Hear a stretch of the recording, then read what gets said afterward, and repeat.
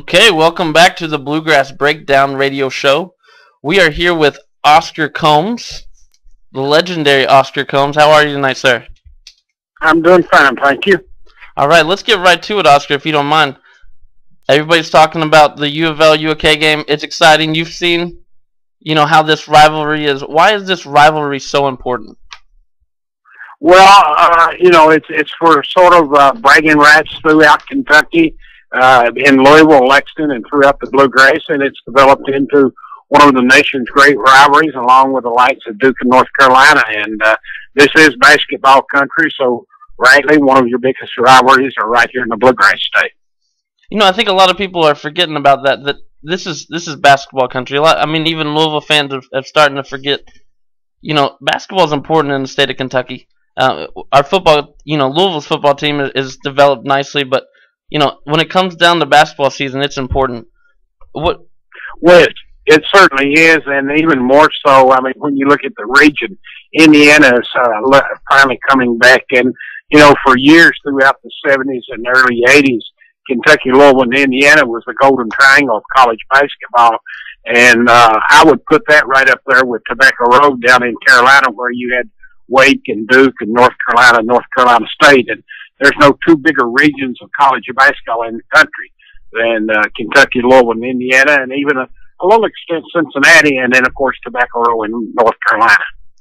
Yeah, totally, Oscar.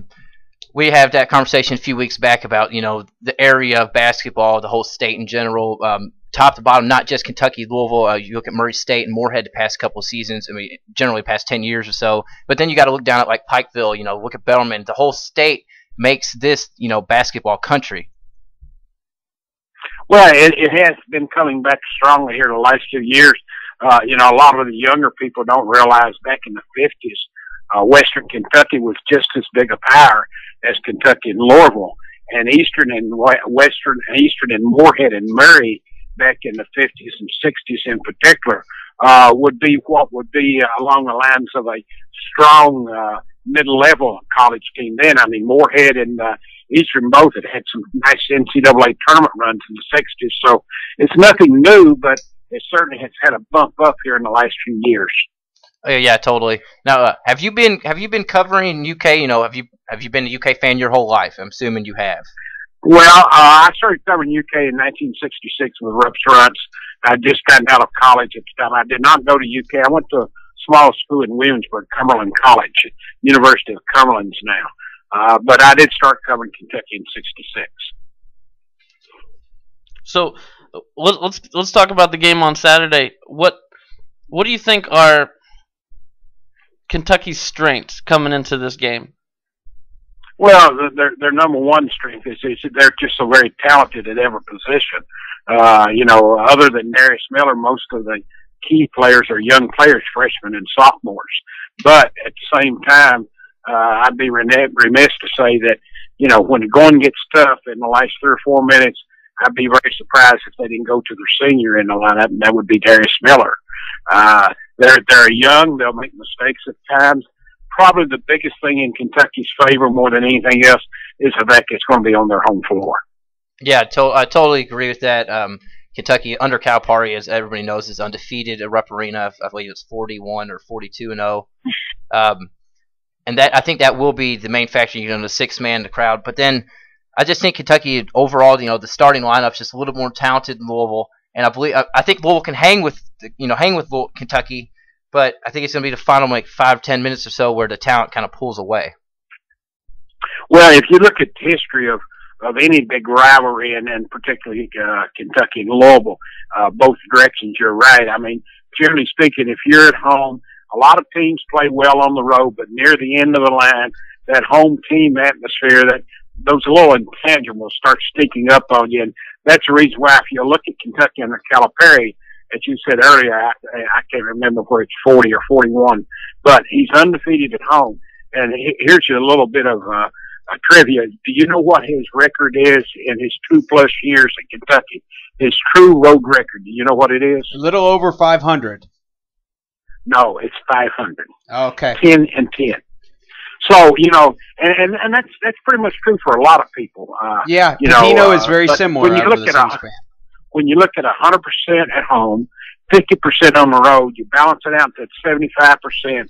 Now where you see a team's real record is what did they do on neutral court games. And the neutral court game is basically your NCAA tournament, and occasionally you'll play a game, say like in Chicago or New York.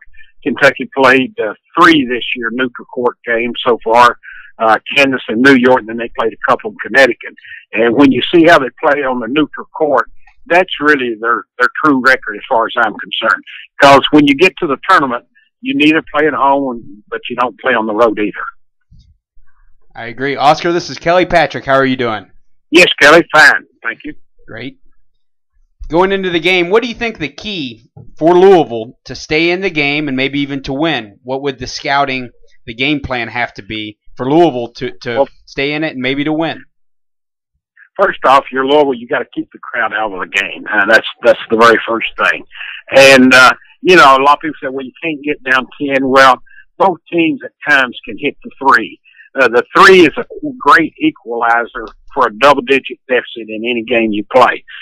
Louisville proved that last night. They were down 11 with a little less than 5 minutes to go, and boom, boom, suddenly it's a tie game.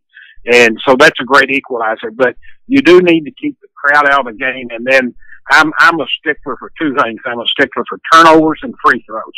And if you end up committing anywhere more than 5 turnovers to your opponent, you're going to be in trouble. And then if you don't hit the free throws, and if you look at Louisville last night, the free throws probably ended up beating them. They could have won if they'd hit, say, 65% of the free throws. And the same thing is true for Kentucky. Kentucky's not a great free throw shooting team. There are games where they'll shoot it very well, and then there are games where they don't shoot it very well. So you look at free throws, turnovers, real quickly right there, and being able to take the crowd out of the game. To me, that would be the 3 things Louisville would need to do. So, Oscar, what are your predictions of the game? What do you think is going to happen? Well, I sort of waffle back and forth till I'm forced to do it on game day. I could see several scenarios here, and but a lot can happen between now and Saturday. You can walk in there Saturday morning, somebody say, "Hey, did you know so and so's got the flu? He's out today." If you played a 10-game series in Lexington, Kentucky probably would win 7 of them here. If you played a 10-game series in Louisville right now, Louisville would probably win at least probably 6 of the 10. On a neutral court, in a 3-game series, Kentucky probably would win it 2-1. But that's why you play the game. Yeah. Oscar, a little bit off topic, but I know since you have been covering Kentucky since the days of Rupp. You obviously were there through Pitino's tenure.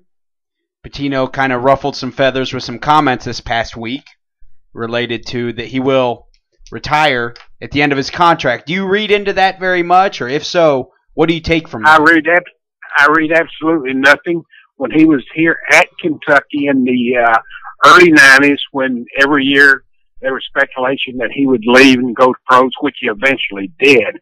And I can't remember the exact year. I'm going to look it up because someone reminded me of it last night. There was once where he supposedly was definitely taking an NBA job, and he addressed it by saying that, he was very happy at Kentucky, and he would not go down as a Rupp, or he would not go down as a John Wooden, that he would not be coaching beyond 50. Wow. Well, so I think he's already past that.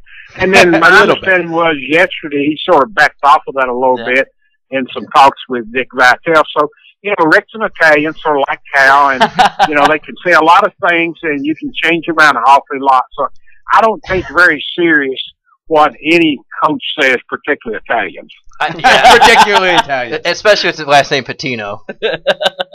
Well, Oscar, we certainly appreciate having you on. Yes. Before we let you go, is there anything in particular you'd like to say, maybe about your side? Or I know Cat's Paws is still thriving and doing as well. Well, I don't have anything to do with the Cat's Paws now. I told that 15 years ago. I strictly do the pregame show on the network. And, I just think that it's another great college basketball season, and I love to see college hoops no matter who's playing. Absolutely. Absolutely. Well, it has been a privilege to have you on, Oscar. Anytime, you want to come on, you let me know, and we'll set it up. Thank you so much for coming on, sir. My pleasure. Y'all have a good night. All right, you do the same. Thank you.